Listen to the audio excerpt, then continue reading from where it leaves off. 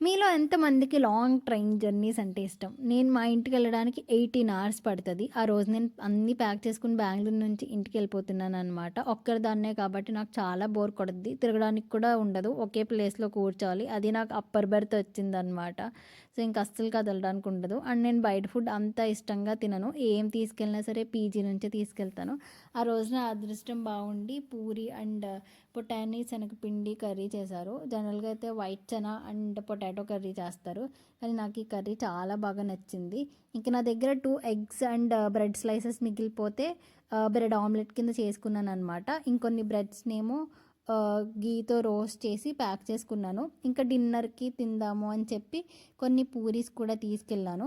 ఇంకా అన్నీ ప్యాక్ చేసుకుంటే అదొక భయం కదా! ఏం వదిలేస్తామా పీజీలో మళ్ళీ అది మన దగ్గరికి రావాలంటే వాళ్ళని వీళ్ళని పంపాలి.